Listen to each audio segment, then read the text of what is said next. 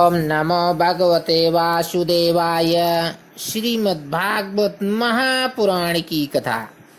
कृष्णं नारायणं वन्दे, कृष्णं वन्दे व्रजप्रियम्, कृष्णं द्वैपायनं वन्दे, कृष्णं वन्दे पृथासुतम्।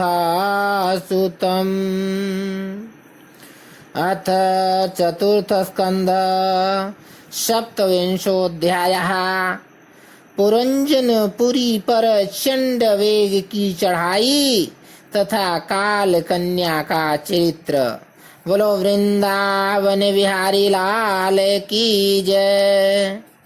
श्री नारद जी कहते हैं, महाराज, इस प्रकार वह सुंदरी अनेकों नखरों से पुरंजन को पूरी तरह अपने वश में कर उसे आनंदित करती हुई विहार करने लगी।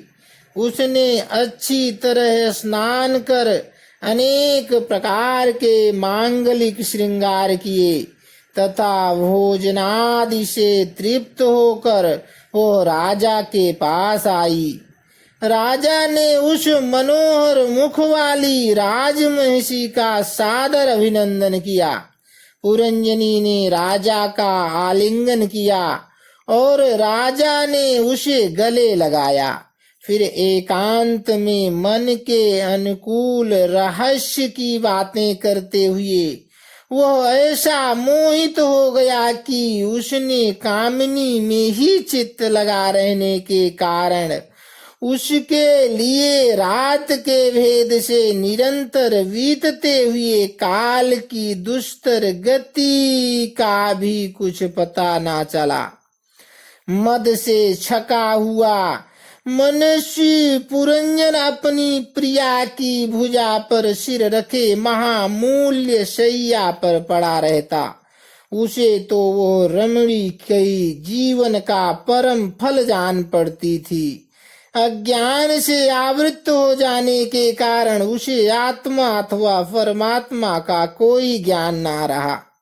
राजन, इस प्रकार कामातुर चित्त से उसके साथ विहार करते करते राजा पुरंजन की जवानी आधे क्षण के समान बीत गई।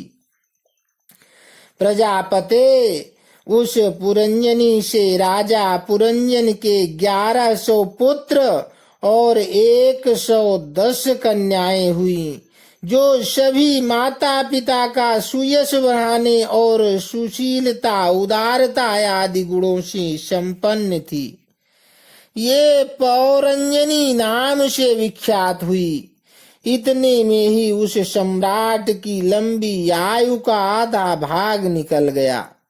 फिर पांचाल राज पुरंजन ने पितृवंश की वृद्धि करने वाले पुत्रों का वधुओं के साथ और कन्याओं का उसके योग्य वरों के साथ विवाह कर दिया। पुत्रों में से प्रत्येक के 100 पुत्र हुए। उनसे वृद्धि को प्राप्त होकर पुरंजन का वंश सारे पांचाल देश में फैल गया। इन पुत्र पौत्र गृह कोश सेवक और मंत्री आदि में दृढ़ ममता हो जाने से वह इन विषयों में ही फंस गया। फिर तुम्हारी तरह उसने भी अनेक प्रकार की भोगों की कामना से यज्ञ की दीक्षा ले तरह तरह के पशु हिंसा में घोर यज्ञों से देवता पितर और भूतपतियों की आराधना की। इस प्रकार वह जीवन भर आत्मा का कल्याण करने वाले कर्मों की ओर असावधान और कुटुंब पालन में व्यस्त रहा। अंत में वृद्धावस्था का वह समय आ पहुंचा जो स्त्री लंपट पुरुषों को बड़ा प्रिय होता है। राजन, चंडवेग नाम का एक गंधर्व राज था। उसके अधीन 360 महाबलवान गंधर्व रहते थे। इनके साथ मिथुन भाव से स्थित कृष्ण और शुक्ल वर्ण की उतनी ही गंधर्वियां भी थीं। ये बारी बारी से चक्कर लगाकर भोग विलास की सामग्रियों से भरी पूरी नगरी को लूटती रहती हैं। गंधर्वराज शंडवेग के उन अनुचरों ने जब राजा पुरंजन का नगर लूटना आरंभ किया, तब उन्हें 5 फन के सर्प प्रजागर ने रोका। यह पुरंजनपुरी की चौकसी करने वाला महाबलवान सर्प 100 वर्ष तक अकेला ही उन 720 गंधर्वियों से युद्ध करता रहा। बहुत से वीरों के साथ अकेले ही युद्ध करने के कारण अपने एकमात्र संबंधी प्रजागर को बलहीन हुआ देख राजा पुरंजन को अपने राष्ट्र और नगर में रहने वाले अन्य बांधवों के सहित बड़ी चिंता हुई। वह इतने दिनों तक पांचाल देश के उस नगर में अपने दूतों द्वारा लाए हुए कर को लेकर विषय भोगों में मस्त रहता था। स्त्री के वशीभूत होने के कारण इस अवश्यंभावी भय का उसे पता ही न चला। वर्हिष्मन इन्हीं दिनों काल की एक कन्या वर की खोज में त्रिलोकी में भटकती रही, फिर भी उसे किसी ने स्वीकार नहीं किया।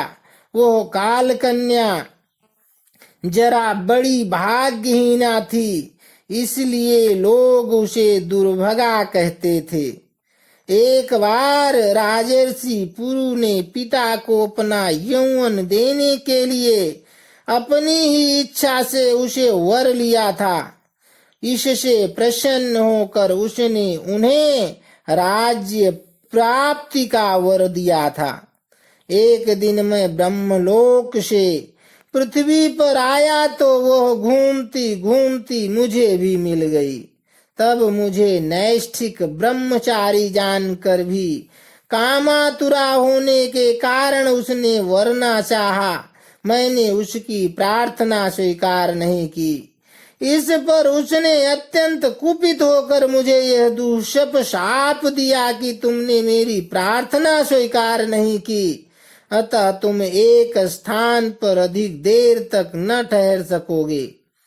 तब मेरी ओर से निराश होकर उस कन्या ने मेरी सम्मति से यमनराज भय के पास जाकर उसका पति रूप से वर्ण किया और कहा, वीरवर, आप योनों में श्रेष्ठ हैं।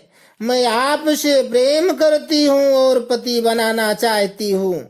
आपके प्रति किया हुआ जीवों का संकल्प कभी विफल नहीं होता। जो मनुष्य लोक अथवा शास्त्र की दृष्टि से देने योग्य वस्तु का दान नहीं करता और जो शास्त्र दृष्टि से अधिकारी होकर भी ऐसा दान नहीं लेता, वो दोनों ही दुराग्रही और मूढ़ हैं, अतएव शोचनीय है। भद्र, इस समय मैं आपकी सेवा में उपस्थित हूँ। आप मुझे स्वीकार करके अनुग्रहित कीजिए। पुरुष का सबसे बड़ा धर्म दीनों पर दया करना ही है। काल कन्या की बात सुनकर यमन राज ने विधाता का एक गुप्त कार्य कराने की इच्छा से मुस्कुराते हुए उससे कहा, मैंने योग दृष्टि से देखकर तेरे लिए एक पति निश्चय किया है। तू सबका अनिष्ट करने वाली है, इसलिए किसी को भी अच्छी नहीं लगती और इसी से लोग तुझे स्वीकार नहीं करते। अतः इस कर्म जनित लोक को तू अलक्षित होकर बलात् भोग। तू मेरी सेना लेकर जा। इसकी सहायता से तू सारी प्रजा का नाश करने में समर्थ होगी। कोई भी तेरा सामना न कर सकेगा। यह प्रज्वार नाम का मेरा भाई है और तू मेरी बहन बन जा। तुम दोनों के साथ मैं अव्यक्त गति से भयंकर सेना लेकर सारे लोकों में विचरूंगा। इति श्रीमद्भागवते महापुराणे पारमहंस्यां संहितायां चतुर्थस्कन्धे पुरञ्जनोपाख्याने सप्तविंशोऽध्यायः सम्पूर्णः। बोलो वृंदावन बिहारी लाल की जय। बोलो विष्णु भगवान